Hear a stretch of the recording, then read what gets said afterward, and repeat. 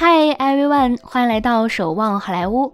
前几天，当凯特·温斯雷的一段访谈视频上了热搜，虽然当时是在为新电影《阿凡达》进行宣传，但由于这是凯特·温斯雷与卡梅隆导演的第二次合作，还是提到了当年第一次合作拍摄《铁达尼号》的事情。访谈中，凯特提到自己当年出演《铁达尼号》时被观众嘲讽体型太胖的事。不少观众认为杰克和罗斯落水后，其实杰克也可以爬上那张门板，但那样的话门板可能就扶不起来，因为罗斯太胖了。他们当时为什么对我这么刻薄？我当年根本就不胖。他说，如果时光倒流，他会发出截然不同的声音，对那些记者说，你们不可以这样对待我，这就是霸凌。其实自从踏进娱乐圈，外界对他的恶意与质疑也没少过。当年因为身材丰腴被吐槽，要是再瘦点，小李子就能上那块浮板了。如今他结3次婚，3个孩子的父亲都不同，也没少被小报冷嘲热讽。然而这些流言并没有让他停止脚步，私底下是普通中年妈妈，但一上镜就光芒万丈。而荧幕上的风光不妨碍他扎进寻常生活里，慢慢体会人生。多年来在女明星和普通女性中切换，这是一位不平凡女性的成长史诗。1975年，温斯雷出生于伦敦一个演艺世家，父母不仅都是舞台剧演员，还经营着一家庞大的剧院。温斯雷耳濡目染，年纪不大就有了表演经历。1986年，11岁的温斯雷在一所艺术学校学习表演。随着年龄渐长，身体开始发育的她有了青春期的烦恼。都说女大18变，越变越好看，可温斯雷15岁那年，体重一下飙升到81公斤，是一个不折不扣的胖子。这对于准备从事演员工作的她而言，无疑是一个大难题。在平时的表演课上，只能扮演庞大的公共汽车，因而经常遭到其他同学的嘲笑，甚至有女同学揶揄地给她取了金枝的外号。胖乎乎的温斯雷显得有些自卑起来，而那个外号像是一块烙印，令人永远难以忘怀。然而谁都不会想到，因为身材发福，惊喜意外地降临到了他的身上。那一年，导演彼得·杰克逊拍《梦幻天堂》，从175名女孩中选中了温斯雷演一个角色。导演之所以选她，就是因为她发福的身材与成熟性感的角色更加吻合。凭借处女作《梦幻天堂》，温斯雷荣获多伦多电影节最佳女演员奖，一颗耀眼的星星正在冉冉升起。因为演戏，温斯雷遇到了大自己12岁的初恋男友，演员斯蒂芬·特雷德。1991年，两人在科幻系列片《黑暗季节》中合作相识，随后开始了5年的同居生活。遗憾的是，斯蒂芬身患重疾，他与温斯雷的感情正面临着一场考验。温斯雷在《黑暗季节》中的表演得到了导演李安的认可。第一次见面，李安对他的印象很好，称他在演技上有天赋和激情洋溢的气质。他在李安执导的《理性与感性》中出演淳朴的乡下姑娘安娜。不久之后，电影上映，奥斯卡颁奖礼上终于有了温斯雷的名字。此后，他又在影片《哈姆雷特》中饰演哈姆雷特的恋人。因为在电影中塑造了多位上凸下翘的古典美女，温斯雷引起了铁达尼号制片人的注意。当卡梅隆看着制片人递给他的身穿束身胸衣的温斯特莱后，眼前不禁一亮，并暗自构思他在下等舱跳舞的那段情节。可是资方派拉蒙公司对女主露丝的人选却另有其人，于是为了能让导演认可他，凯特·温斯雷就在卡梅隆家门口的垃圾桶里扒出了卡梅隆的电话，然后打电话对卡梅隆说，我一定得演露丝，如果你不让我演，你就是真的疯了。卡梅隆也是被他缠得没办法，只好同意让他试镜。后来凯特·温斯雷也是用实力向卡梅隆证明了他的确是饰演露丝的最佳人选。温斯雷拖曳着满身的婴儿肥，被曾经嗤笑他的女明星嫉妒，但他没有受到丝毫影响，拍戏时全心投入其中，哪怕感冒引起肺炎，也要坚持在水中来回奔跑20次。比起身体所受的痛苦不算什么，心灵上受的痛苦犹如针砭。温斯雷的男友恶疾缠身，为了女友的事业，男友斯蒂芬选择了分手。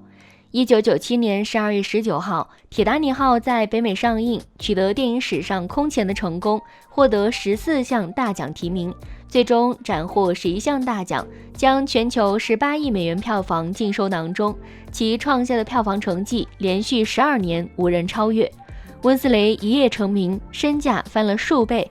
回忆起8岁那年，曾经拿着家里的洗发水瓶子当奥斯卡奖杯，她感慨不已。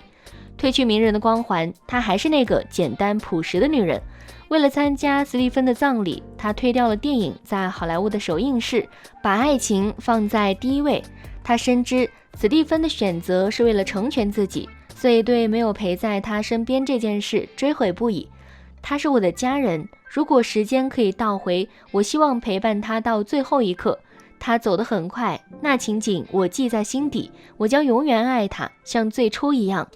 拍完《铁达尼号》之后，温斯雷成为国际巨星，收到了不少片方的邀约。令人意外的是，他推掉了《恋爱中的莎士比亚》与《安娜与国王》2部好莱坞大片，转而接了一部小成本戏《北非情人》。原来温斯雷从未将自己当成是大明星，所以接小角色并不违和，他始终将表演放在第一位。那时候温斯雷走出了初恋去世的阴霾，与《北非情人》的助理导演吉姆·特瑞普尔顿因戏生情，后来吉姆成了她的第一任丈夫。1998年11月22号，两人携手步入婚姻，并于2年之后生下了他们的女儿米娅。可是女儿的到来并未给这个家庭带来多少欢喜。米娅1岁多一点，温斯雷与丈夫离婚了。离婚的原因是两人在事业规划上存在分歧，丈夫希望她在家相夫教子，不愿她成名被亿万人关注。两人很快就和平地结束了婚姻关系。在经历过第一次婚姻后，凯特·温斯雷也成长了很多，对那些对她说三道四、指责她没有经营婚姻和做母亲能力的英国小报都置之不理，只是淡定地继续过自己的生活，等待下一段爱情的降临。与吉姆分道扬镳之后，温斯雷嫁给了年长自己10岁的萨姆·门德斯。萨姆是一名知名导演，曾执导《美国新玫瑰情》《真爱旅程》《007》等影片。2003年5月，温斯雷再婚嫁给萨姆，不久之后生下2胎儿子乔。2008年，萨姆执导影片《真爱旅程》，请来《铁达尼号》中演杰克的里奥纳多跟自己的妻子搭戏。温斯雷凭借该片捧得金球奖最佳女主角奖项。在颁奖礼上，她喜极而泣，对里奥纳多表白：“我很高兴站在这里，告诉你我有多爱你，我爱你已经13年了，全心全意。”台下的里奥纳多看着好友获奖，非常高兴，就像自己站在了领奖台上。这世界上有一种爱超越了友情和爱情，这样的情谊就发生在他们俩身上。电影《真爱旅程》大获成功，影片中的男女主角却用生活的钝刀慢慢切碎了他们的婚姻。与电影一样，温斯雷与萨姆也没有躲过7年之痒。萨姆在电影中看着妻子与另外一个男人做夫妻，于是也过了一把生活的瘾，与女演员丽贝卡·霍尔发生了婚外情。为此，温斯雷与丈夫深谈了一次。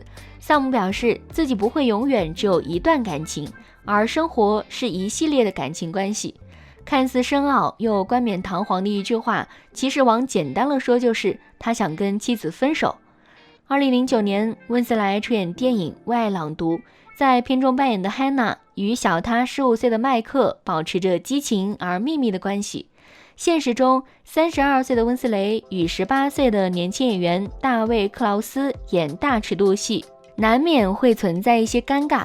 最终，温斯雷以老演员的经验让对方放下了芥蒂。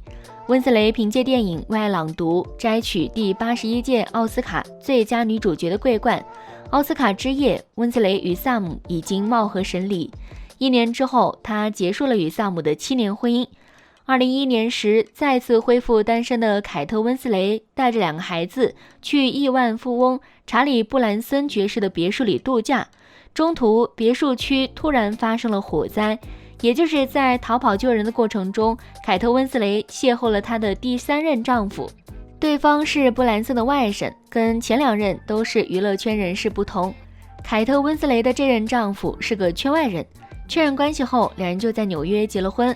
第2年，凯特温斯雷又为第3任丈夫生下了她第3个孩子贝尔。2012年12月，温斯雷与奈德秘密举行婚礼。1年之后，凯特生下了3胎儿子贝尔。这一年，她47岁，终于找到了真爱。在接受采访时，不由感慨道：“感谢命运让我遇到了丈夫，以后他就是我的一切。”随着年龄愈大，温斯雷容颜不改，但她却与许多女演员不一样。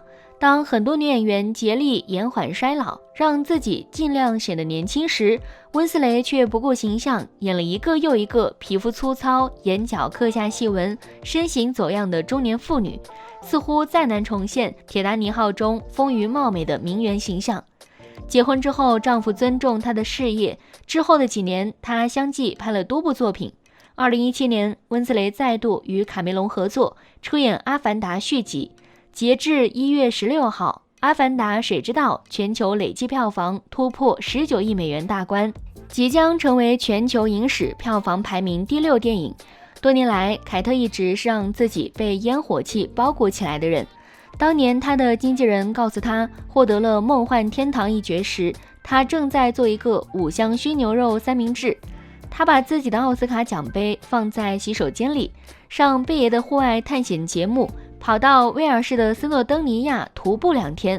他大喇喇用卫生棉条生火，吃蚯蚓也没再怕的。对每年漫长的颁奖季，他也十分焦虑。每次试妆我都压力好大，我不想把我那性感又恼人的马上能送娃上学的妈妈身体胡乱地塞进再也不会穿的红毯礼服里，这是在浪费钱。2017年接受采访时，凯特也明确表示自己没有厨师，也没有司机之类的。如果我拥有这些东西，我会觉得自己活得很不真实的人。我的孩子们也绝对会讨厌的。我希望他们能回忆起的是我做的鸡汤，我打包的盒饭，还有我在学校的身影。也是在过去的20年里，人们对女性身材的苛刻评价有了一定的改观。不过凯特温斯雷依旧是那个凯特温斯雷，于是就出现了视频开头的那段采访。华人导演李安曾经这样评价凯特：温斯雷的气质类似中国影后巩俐，她们都轮廓坚硬，内心强大，身上有挥之不去的世俗气质，混在普通人的世界里，她们是表现力、感染力极强的女王。一旦被装裱的光鲜亮丽放在橱窗里，就会失去生命力。为了追求外貌的极致，为了成为逆龄而上的中年少女，大家一窝蜂随波逐流的减肥、挨饿、打玻尿酸和肉毒素。认识何等样勾魂摄魄的大美人，都会像装裱过度的假人儿，失去那份生而为人、去经历、去感受、去征服的真实和生动感。当年轰动世界的铁达尼号里，美艳的罗斯让无数人艳羡。东城奇案里衰老的梅尔同样有她的韵味，就像杜拉斯所写的那样，我爱你年轻时的美貌，但是我更爱你现在备受摧残的容颜。在凯特温斯雷身上，我们体会到了这种岁月赋予女性的强大和美感。最后，如果喜欢这部影片，别忘了按个赞，或是分享给身边的朋友。感谢您的鼓励，我们下期再见。